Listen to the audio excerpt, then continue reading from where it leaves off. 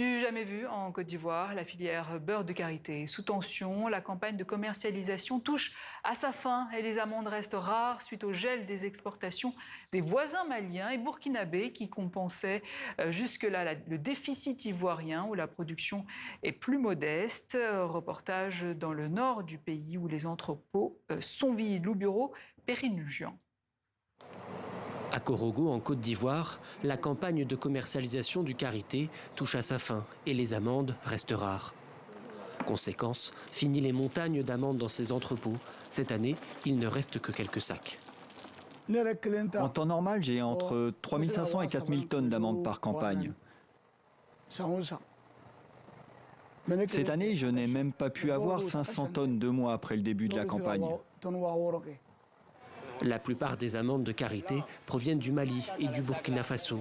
Ces deux pays ont suspendu leurs exportations qui compensaient le déficit de production ivoirienne, plus modeste. Le fruit se fait donc de plus en plus rare dans le pays et les prix augmentent. Le beurre de karité est devenu cher. L'année dernière, on a vendu le kilo de karité à 4 500. On s'est du jamais vu. Depuis nous, on est né, on n'a jamais fait ça. Élément crucial de l'économie de plusieurs pays d'Afrique de l'Ouest, souvent appelé l'or des femmes, qui ramassent les amandes puis les vendent brutes ou le transforment en beurre, essentiel pour les soins corporels et l'industrie agroalimentaire.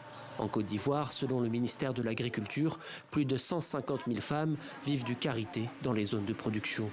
À la coopérative Chigata, près de Korogo, dans le nord du pays, des dizaines de femmes en fabriquent sous un soleil de plomb. En un an, ces vendeuses ont vu le prix du kilo de karité doubler, mais un manque de débouchés pour les produits.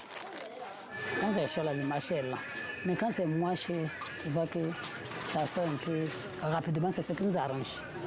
En janvier, la Côte d'Ivoire a à son tour suspendu les exportations de ses amandes pour faciliter l'approvisionnement de son industrie. Ces décisions, combinées à la forte demande internationale, ont contribué à tendre le marché ouest-africain.